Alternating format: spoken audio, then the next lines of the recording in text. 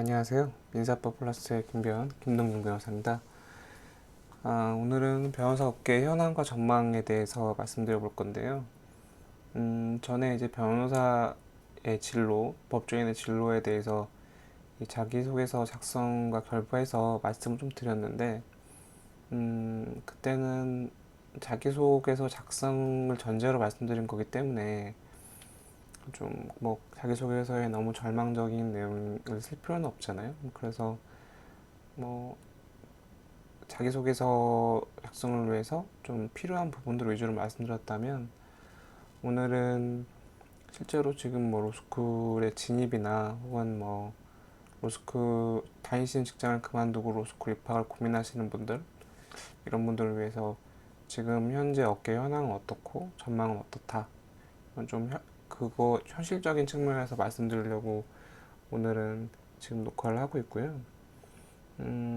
사실은 현실이라고 썼지만 사실은 절망에 가까운데 네, 그래도 최대한 객관적으로 말씀드리려고 노력하겠습니다. 그리고 오늘은 그 검찰이나 그 로클럭이나 뭐 빅펌이나 이쪽 얘기는 따로 드리지 않을게요. 왜냐하면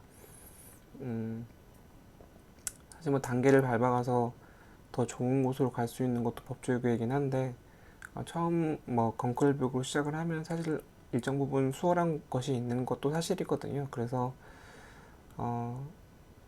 그분들 걱정까지 하는 거는 뭐 별 실익이 없을 것 같아서 오늘은 대부분 로스쿨생들의 한 80에서 90% 정도가 맞닥뜨리게 되는 대체적인 변호사 업계 현황에 대해서 말씀을 드려보도록 하겠습니다. 그냥 하긴 그래서 좀 기사들을 검색해 봤어요. 작년에 뭐 법률신문 2019년 10월 24일에 개인 변호사 월 평균 소득 1,705만 원, 뭐 1억 이상도 87명이나 된다, 뭐 이런 기사도 있더라고요. 근데 막상 이제 뭐 기사 내용을 좀 살펴보면 제목에서 보는 것만큼 변호사들의 소득이 많은 건 아니다, 이걸 알 수는 있을 텐데.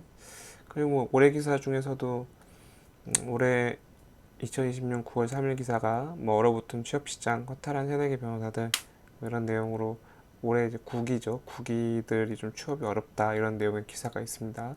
9월 3일자 기사니까 좀 따끈따끈한 기사죠. 그래서 뭐 여기서 뭐 이 기사 내용을 제가 뭐 옮겨서 설명드리지는 않을게요. 뭐 관심 있으신 분들은 한번 기사를 말씀드렸으니까 한번 찾아보세요. 그래서 제가 지금부터 말씀드리는 내용이 뭐 저의 개인에 대한 경험만은 아니다라는 정도의 말씀드리기 위해서 기사를 소개드린 거예요. 왜냐면 뭐 제가 뭐 요즘에 이러이러한 점들에서 어깨가 어렵다라고 말씀드리면 너 주변만 그런 거 아니냐, 뭐 이렇게 반론이 들어올 수도 있기 때문에 지금 이 기사들은 뭐 어느 정도 통계에 기반해서 지금 기사 내용을 전개하고 있기 때문에 어, 제가 말씀드리는 내용과 대체적으로 좀 겹치는 부분이 있거든요. 그래서 어, 이 관심 있으시면 뭐 기사를 내용을 한번 확인을 해보시고 뭐 어깨가 이렇구나 판단하시면 되겠습니다.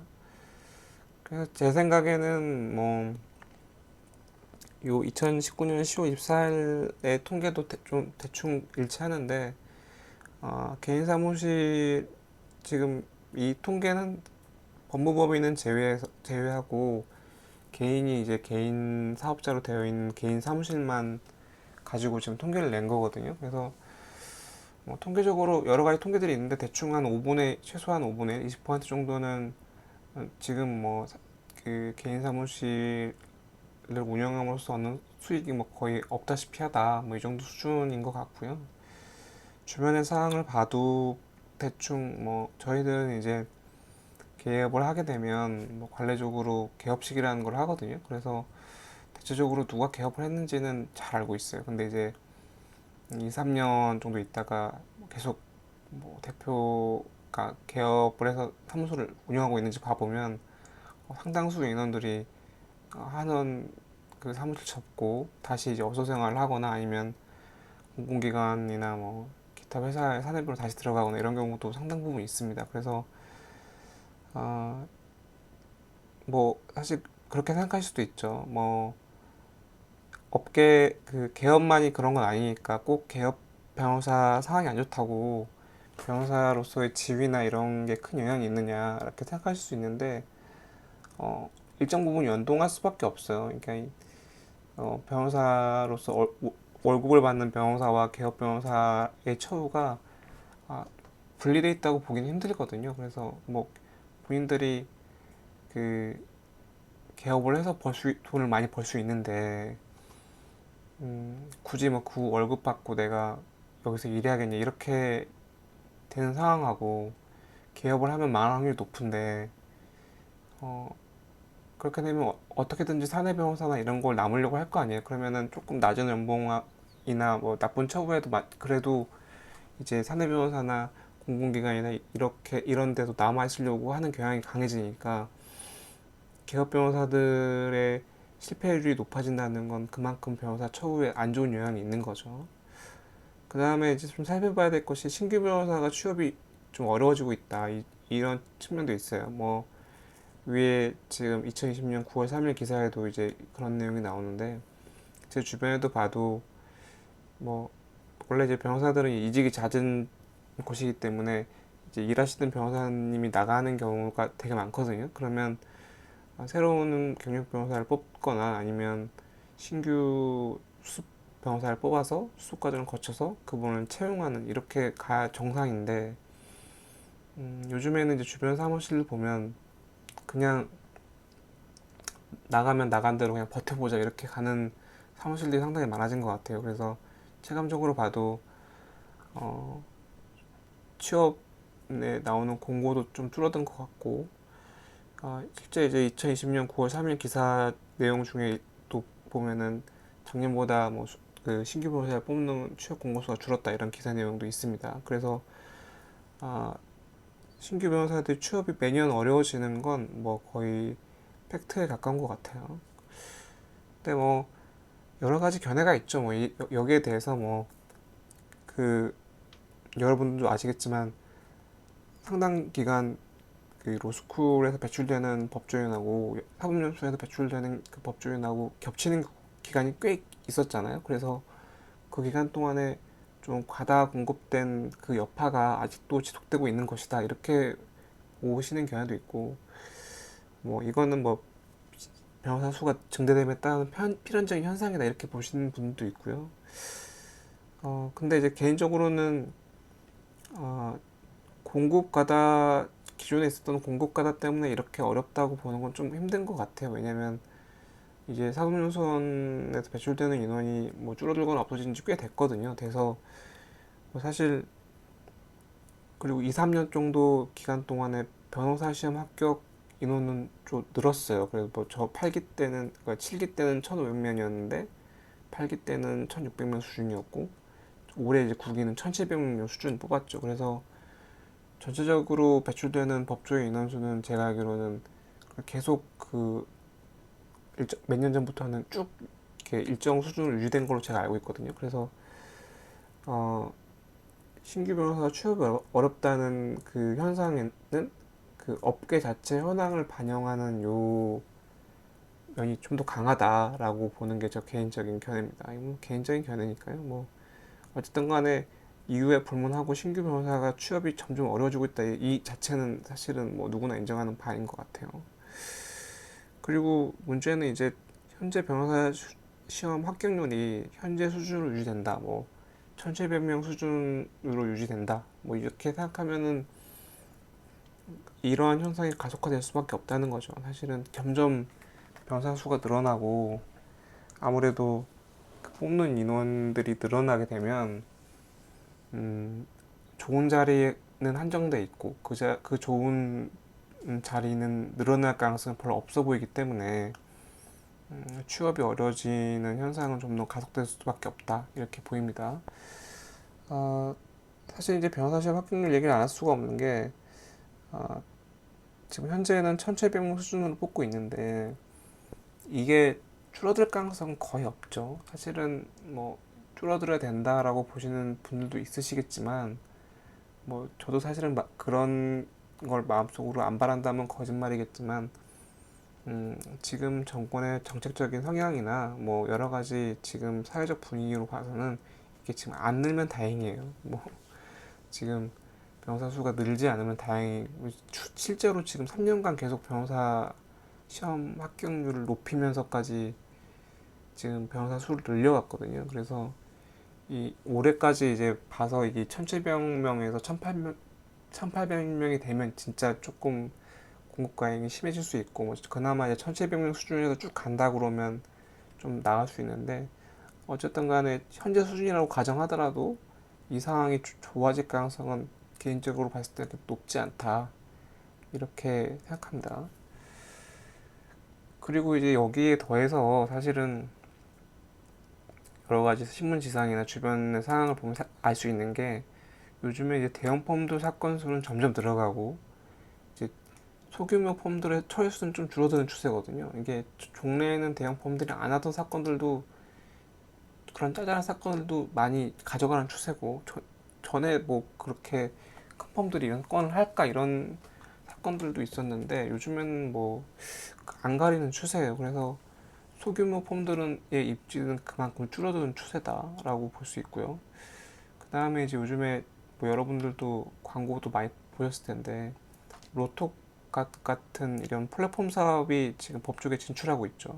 뭐 네이버나 이런 데서도 준비를 하고 있는 걸로 알고 있는데 이런 플랫폼 사업이 이제 진출을 하게 되면 뭐 긍정적인 측면으로는 뭐 변호사의 영업에 대한 부담을 줄여준다는 측면도 있긴 하지만 기본적으로 이 사업 자체의 주도권이 플랫폼 사업자에게 가버리거든요. 그래서 법조계 전반적인 분위기는 플랫폼 사업이 법조계에 진출하는 걸 그렇게 반기는 분위기는 아니에요. 어쨌든 간에 일정 정도의 페이를 뺏어갈 수밖에 없고 어, 여러 사람을 고를 수 있게 되면 그만큼 이제 변호사 업계는 고달퍼지는 거죠.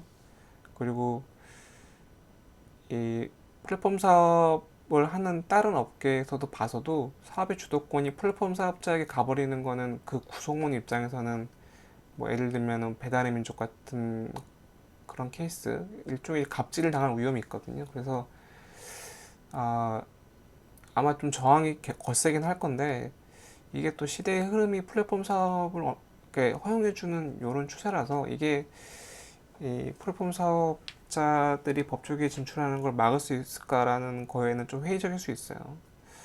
그리고 이제 두 번째로는 음, 요즘에 이제 인터넷이나 이런 데서 보면은 변호사 광고들 많이 하죠. 많이 하는데 이런 그 광고비를 지출을 많이 해서 그걸 통해서 수임을 아주 많이 해서 어, 법인의 규모를 계속 늘려나가는 이런 법인들이 좀 많아지고 있어요. 주로 이제 뭐 이제 변호사 커뮤니티에서도 그런 뭐 특정 펌에 대한 얘기가 오간 적도 있는데 음, 이게 이제 이것도 이제 일종의 시대적 흐름이라고 보면은 어, 법률 서비스를 이용하는 국민들에게 그 정보를 전달해서 그걸 통해서 곧바로 서비스를 받게 하는 이런 측면에서 보자면 긍정적인 면이 없지 않은데 광고비 지출이 늘어난다는 거는 그만큼 뭐 변호사들의 개개의 처우에 쓸 수 있는 뭐 급여나 이런 것들이 그만큼 낮아질 수 있다는 가능성을 내포하고 있기 때문에 어, 이 어쨌든 간에 일을 하는 변호사 입장에서는 좋은 것만 아니다 이렇게 볼 수 있는 거죠.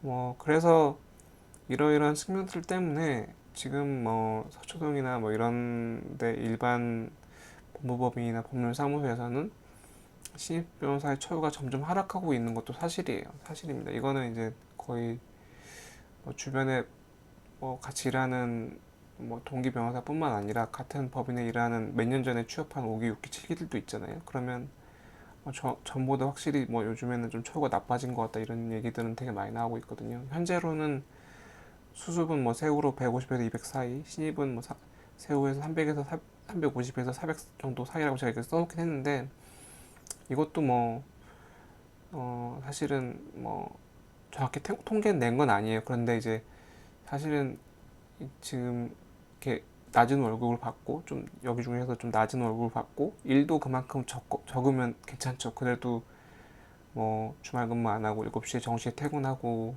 주말은 완전히 보장되고 이렇게 되면 월급이 조금 적어도 뭐 그런 거보다 할 수 있어요. 근데 이제 최악은 그런 거죠. 최악은 이렇게 낮은 월급을 받으면서도 특히 이제 초반에 이제 신입 변호사들한테는 그런 경향이 강한데 뭐 일을 좀 배워야 된다는 그런 명분으로 야근도 많고 주말에도 나와서 일하게 하는 이렇게 해서 월급이 낮음에도 불구하고 좀 근무 환경이나 로딩이 좀 강해지면 그런 거는 좀 받아들이기 힘들다 이런 그런 생각이 들더라고요. 근데 이제 그런 케이스들이 주변에도 많이 보이기 시작했어요. 뭐 이른바 블랙폼들이 많아진 거죠. 근데 사실은 특히 이제 수습 변호사들이 그 수습 자리를 구하지 못하면 그 대한변협에 가서 연수를 받아야 되거든요. 근데 어, 뭐 처음에는 수가 그래도 상당히 많은데 몇 개월씩 지나고 나면 그래도 수습자들 자리들을 다 구해서 빠져나가기 시작해요. 그래서 어, 본인이 수습 자리를 못 구하면 상당한 정신적 압박감에 시달리거든요. 그래서 어, 그런 뭐 조건이 안 좋은 자리도 어쩔 수 없이 받아들이는 경우가 늘어나고 있어요. 이거는 뭐 어떻게 보면 수습제도 자체의 문제점일 수도 있는데 어, 어떤 방식으로든 뭐 개선이 필요하다는 건 뭐 저도 공감은 하지만 아무튼 간에 현실은 그렇다는 건 지금 알아두셔야 될 것 같아요. 그러면 이제 지금 제가 뭐 안 좋은 말씀을 계속 드렸는데 어, 업계를 뭐 긍정적으로 보시는 분들도 있죠. 뭐 지금 제가 말씀드리는 건 뭐 안 좋은 걸 지금 쭉 말씀을 드렸는데 뭐 기존에 뭐 없던 블루오션이나 이런 데가 좀 더 생길 거고 뭐 그렇게 되면은 뭐 기존에 이제 법학과가 뭐 지금 인가받은 로스쿨 인가받은 학교에서는 모두 없어졌기 때문에 장기적으로 보면 뭐 사내변 수요도 좀 더 늘어날 거고 공공기관이나 이런 측면에서도 조금 뭐 변호사 수요가 좀 늘어나지 않겠느냐 이런 말씀 많이 하시는 분들도 많이 계시죠. 그래서 뭐 그리고 뭐 변호사가 뭐 별거라고 그렇게 뭐 대우를 잘 받아야 되냐 뭐 이렇게 말씀하시는 분들도 있으시고 하지만 뭐 로스쿨에 입학해서 변호사 시험에 합격하고 실제 그 일을 하고자 하는 사람 입장에서 보면은 제가 봤을 때 현재 신입 변호사들 처우는 그렇게 만족스러운 수준은 아니라고 보는 게 이제 개인적인 견해입니다. 아, 물론 이제 신입 때 대우가 전부는 아니죠. 매년 뭐 그래도 경력이 쌓이면 뭐 사무실마다 다르긴 하겠지만 30에서 50만 원씩 급여가 계속 올라가고 어, 뭐 경력이 쌓이면은 계속 뭐 이직할 수 있는 기회도 있고 이런 게 있기 때문에 이게 전부는 아닌데 문제는 이제 뭐 기존에는 뭐 대표랑 좀 잘 맞으면 뭐 5년 정도까지는 월급을 좀 계속 올리면서 이렇게 있는 경우도 많았거든요. 근데 그것도 사실은 장담할 수 없는 상황이에요. 요즘에는 그것 기존에 있는 법인에서 영업이 계속 잘 돼서 수입이 계속 난다는 전제에서 그렇게 하는 거지. 요즘처럼 이제 업계 자체가 전반적으로 다운사이징 하는 추세라면 사실은 그게 계속 유지될지는 사실 알 수 없거든요. 그래서 어, 전반적으로 업계 자체가 어려운 건 사실이다. 이 말씀을 드리고 정리하도록 하겠습니다. 그렇다고 하면은 이제 지금 이런 상황에서 우리는 어떻게 해야 되냐 이런 문제가 나오죠. 로스쿨을 지금 입학하시거나 로스쿨에 지금 재학 중이신 분들은 딴 거 없어요. 일단은 공부를 열심히 하셔야 되죠. 변호사 시험도 있는데 뭐, 뭐 각종 뭐 커뮤니티에서 보면은 취업하는데 학점은 별로 안 중요하다 뭐 이렇게 말씀하시는 분도 있는데 제 주변에 보면은 그런 건 전혀 사실이 아닙니다. 뭐 학점 아니면 뭘 보겠어요. 뭐 특히나 이제 좀 조건을 좋게 내걸면은 정말 많은 원서들이 지금 쏟아져 들어오거든요. 그러면 뭐 사실 뭐 학벌이나 뭐 학점이나 뭐 변시 이유라고 하면은 변호사 시험 성적이나 이런 걸 위주로 일단 한 번은 정리를 하고 면접을 볼 수밖에 없거든요. 그러면 아무래도 학점이 낮으면 좋은 곳에 취업할 확률은 그만큼 낮아질 수밖에 없어요. 그리고 뭐 우리가 이제 취업을 할 때는 일정 부분 지인 찬스도 있잖아요. 뭐 그 학교 출신들 중에서 새로운 이제 펌들을 만든다 이러면 뭐 지도교수나 이런 분들한테 뭐 지금 뭐 7기나 8기 분들을 모시려고 하는데 괜찮은 분 있으시면 좀 취업 좀 시켜주세요. 그러니까 소개 좀 시켜주세요. 이렇게 말을 하면 그러니까 그렇게 소개시켜줄 수 있는 사람의 이미지를 형성하려면 학교 때 그래도 공부도 잘하고 평판도 좋고 이래야지 그분이 추천을 해줄 때 주저함이 없겠죠. 뭐 어떻게 봐도 뭐 사실은 뭐 다른 요소도 중요한 요소가 물론 있을 수 있지만 뭐 학점만큼 중요한 걸 찾기도 사실 힘들어요. 뭐 그래서 어, 뭐 학점은 필요 없다 이런 생각은 뭐 하실 필요는 없을 것 같아요. 무조건 할 수 있으면 중간 기말 시험도 잘 신경 쓰셔서 좋은 학점을 받아놓는 건 중요합니다. 그리고 뭐 이거는 뭐 저 자신에게 해당되는 얘기일 수도 있는데 어떻게 봐도 앞으로 나빠지는 일만 남았어요. 그러니까 이게 그 하위권으로 하위권 변호사로 처지게 되면 점점 어려운 상황에 처할 수밖에 없거든요. 그러니까 이런 상황에서 벗어나기 위해서는 자기 자신의 적극적인 커리어 관리를 해야 되는 상황이에요. 그러니까 뭐 단지 취업에 만족하지 말고 내가 어떤 일을 할 것이고 이 일을 위해서는 지금 현재 일하고 있는 법인이 이 내 커리어에 도움이 되느냐 안 되느냐 이걸 냉정하게 판단해야 된다 이거죠. 막상 일하다 보면 쉽지는 않은데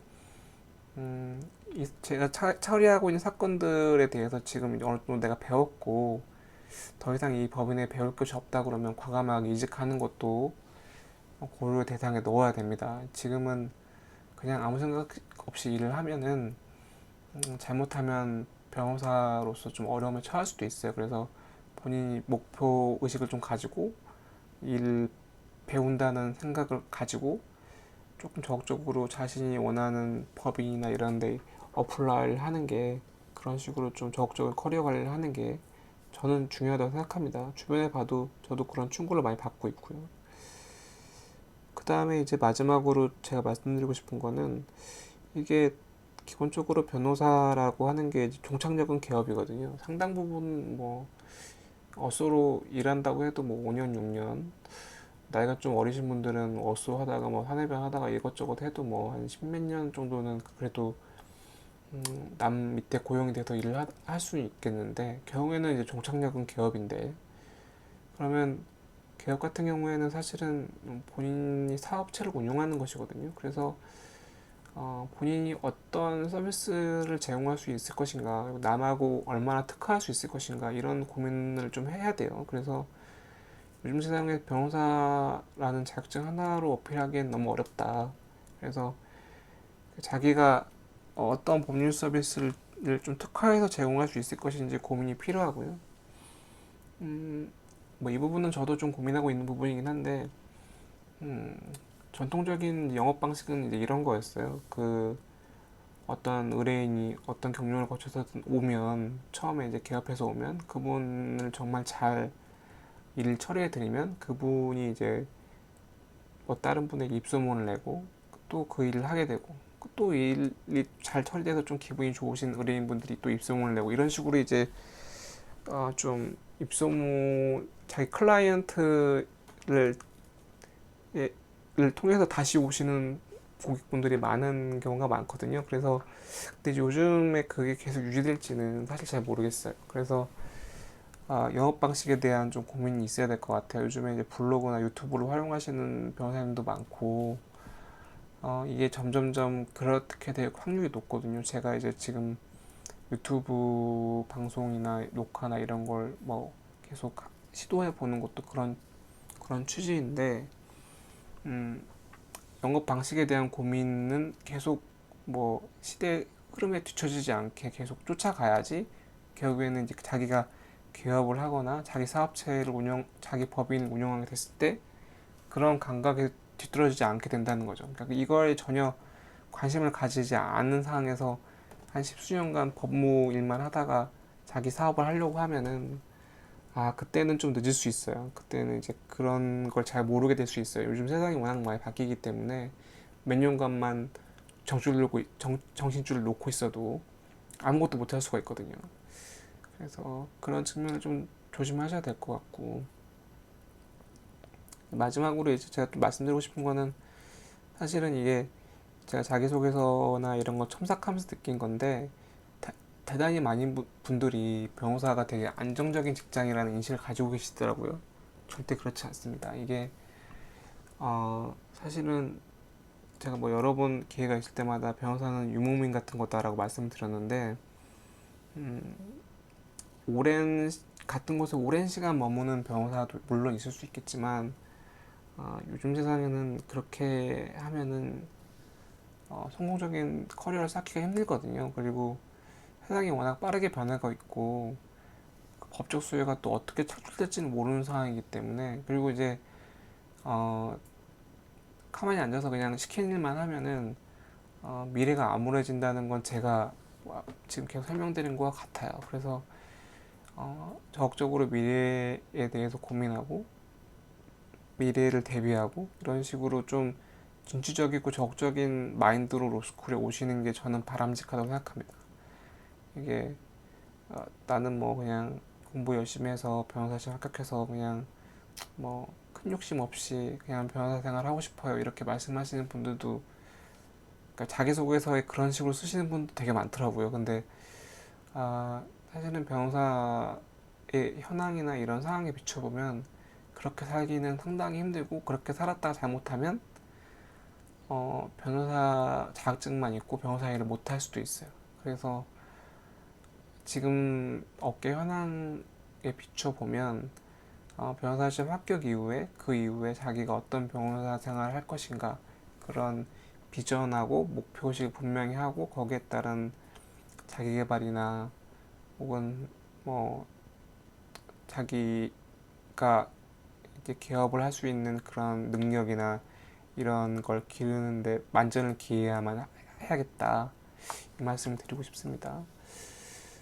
아, 뭐 오늘 너무 추석 연휴 기간인데 너무 이렇게 나쁜, 좋지 않은 절망적인 얘기를 해드려 좀 죄송한데, 물론 뭐 희망적인 것도 많이 있죠. 사실은 변호사만큼 다양한 스펙트럼에서 끼어들어서 일을 할 수 있는 그런 분야도 사실 많지 않아요. 그래 저도 어, 지금 제가 이제 계획하고 있는 이런 일들도 변호사 자격증이 상당히 도움이 되거든요. 그래서 여러분들이 조금만 생각을 좀 진취적으로 가지고 적극적인 마인드로 이제 일을 시작하시고 그런 마인드로 계획을 짜신다면 뭐 훨씬 더 나은 법조인이 되실 수 있지 않을까 그렇게 생각합니다. 긴 얘기 들어주셔서 감사하고요. 예, 오늘은 여기까지 하도록 하겠습니다.